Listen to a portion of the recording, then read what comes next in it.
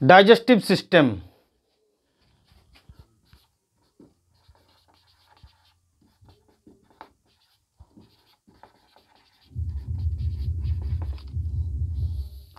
Digestive सिस्टेमेर आज के last class, digestive सिस्टेमेर आज के लास्ट क्लास। फार्स्ट आमरा जे डाइजेस्टिव सिस्टेम आमादेर जेगुलो करानो हयेछिलो तार मध्ये कि आमरा प्रथमे मुखगहर, बाक्काल कैविटी, मुखगहर, तारपर खाद्यनाली अथवा ऑइसोफेगास, ऑइसोफेगासेर पर आसছে কোথায় না স্টমাচ, স্টমাচের পর স্মল ইন্টেস্টাইন, স্মল ইন্টেস্টাইনের পর আসছে কোথায় না সিকাম,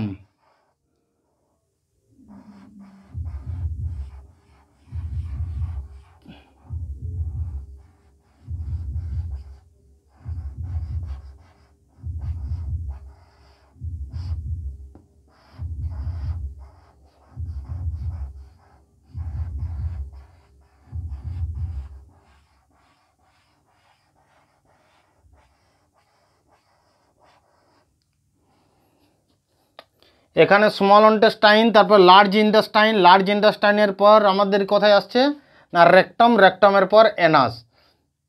তো এটাকে আমরা সম্পূর্ণ টোটালি আমরা যদি বলে থাকি এটা হলো আমাদের কি একটা পুরো এলিমেন্টারি ক্যানেল।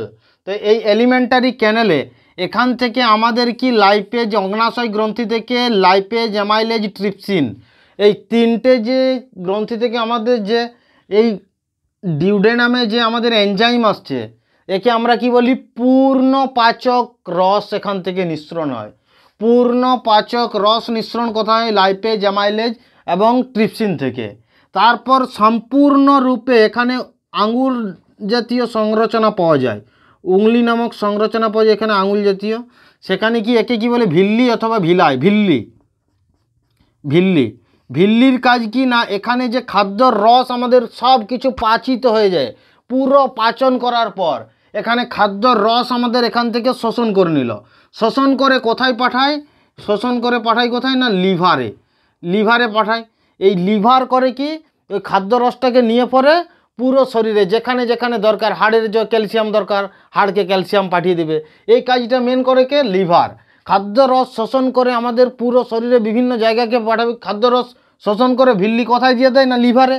লিভারের পরে কি করবে পুরো শরীরে যে বিতরণের কাজটা কমপ্লিট করবে কে লিভার। তো এখান ধরে যদি আমরা টানি এই এনাস ধরে আস্তে আস্তে পুরো আস্তে প্রথমে এনাস, তারপরে র্যাকটম, র্যাকটমের পরে সেগময়েন্ট কোলন, তারপরে কি ডিসেন্ডিং কোলন, অ্যাসেন্ডিং কোলন, তারপরে descending colon, descending colon, transverse colon, ascending colon, এখানে সিকাম, তারপরে এখানে কি ইলিয়াম, এখানে জেজুনাম, ডিউডেনাম, তারপরে এখানে পাকস্থলীকে আবার তিনটে ভাগে ভাগ করা যায়, পাইলোরিক, ফান্ডিক, কার্ডিয়েক, অইসোফেগাস, বাক্কাল ক্যাভিটি। উল্টো দিক থেকে যদি বলি এটা হচ্ছে আমাদের কমপ্লিটলি একটা এলিমেন্টারি ক্যানেল। এখানে আমাদের যে এই ইলিয়ামে আমাদের এখানে যে সমস্ত ধরনের যেমন এখানে প্রোটিনের পাচন হয়, এখানে ইরেপসিন,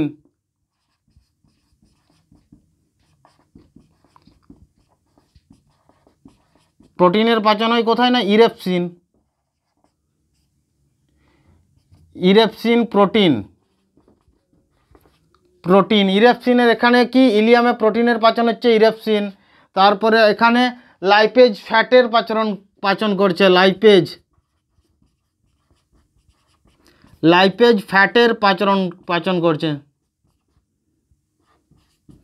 তো লাইপেজ, তারপরে এখানে গ্ল্যাকটোজ, গ্ল্যাকটেজ, সুক্রোজ, সুক্রেজ, ফ্রুক্টোজ, এগুলো যে আমাদের সব এই দুটোকে মেন মনে রাখতে হবে। বাকি সব এজ আর ওজ, এগুলো কমপ্লিটই ওজ জাতীয় যখনই থাকবে সেটা এজ দিয়ে।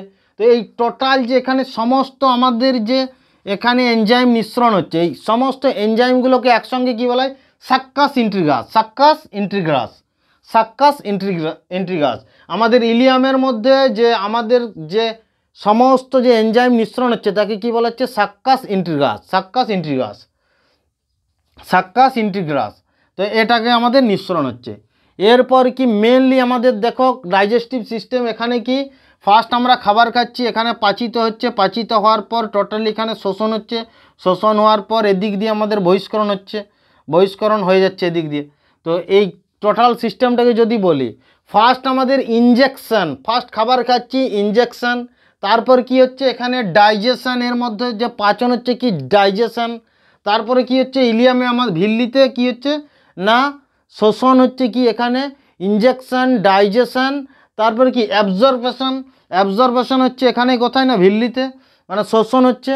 তাহলে অ্যাবজর্বেশনের পরে কি হচ্ছে না এই লিভার করছে কি খাদ্যরস স্টোরেজ করে সেটাকে লিভার করছে কি চারিদিকে ছড়িয়ে দিচ্ছে এসিমিলেশন, ইনজেকশন ডাইজেশন অ্যাবজর্বেশন এসিমিলেশন, এরপরে কি হচ্ছে এদিক দিয়ে যে বার করে দিচ্ছে আমাদের কি করছে না এই যে আমাদের লাস্টে যেটা বার করে দিচ্ছে সেটা কি ইনজেকশন ডাইজেশন অ্যাবজর্বেশন এসিমিলেশন এবং ডিসক্রিমিনেশন। এখানে ডিসক্রিমিনেশন বাইরের দিকে সমস্ত কিছু বার করে দিচ্ছে, যে মলাশয়তে মল থাকছে আমাদের অয়েস্টের যে জিনিসগুলো থাকছে সেগুলোকে বাইরে বার করে দিচ্ছে। এখানে থেকে কি অ্যাপেন্ডিক্স, আমাদের অ্যাপেন্ডিক্স, এই অ্যাপেন্ডিক্স কখন আমাদের আগেকার দিনে মানুষের থাকতো কি অ্যাপেন্ডিক্স, আর এই অ্যাপেন্ডিক্স আমাদের অ্যাকচুয়ালি কাজে লাগতো অনেক দিন আগে, প্রায় 200 বছর আগে। তখন কি হতো সেলুলোজকে পাচন করার জন্য, সেলুলোজকে পাচন করার জন্য অ্যাপেন্ডিক্স থাকতো, কিন্তু অ্যাপেন্ডিক্স বর্তমানে আমাদের কোনো কাজে লাগে না।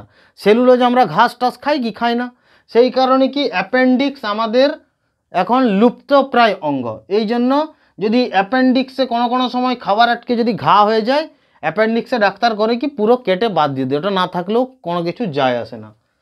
তো এই ডাইজেস্টিভ সিস্টেম আমাদের কমপ্লিটলি পুরো কমপ্লিট, ডাইজেস্টিভ সিস্টেম পুরো ডাইজেস্টিভ সিস্টেম আমাদের কমপ্লিট। পরপর পুরো যে ক্লাসগুলো আছে সম্পূর্ণ এর মধ্যে সমস্ত কিছু পেয়ে যাবে।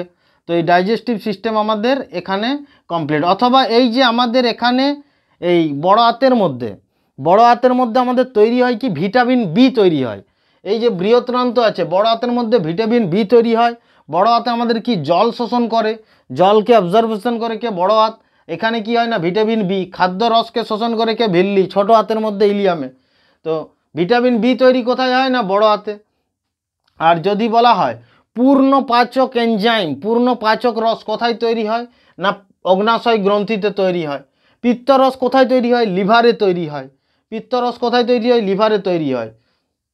বাকি সাক্কাস ইন্ট্রিগাস আমাদের যে এনজাইম থেকে কোথায় তৈরি হয় না এখানে ইলিয়ামে তৈরি হয়, ছোট হাতের ইলিয়ামে তৈরি হয়।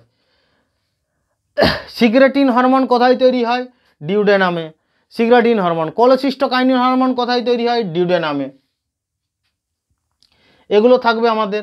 দ্বিতীয়ত কি আমাদের এই যে ডাইজেস্টিভ সিস্টেম পাকস্থলীতে কি ব্যাকটেরিয়া থাকে, ইকোলাই ব্যাকটেরিয়া থাকে,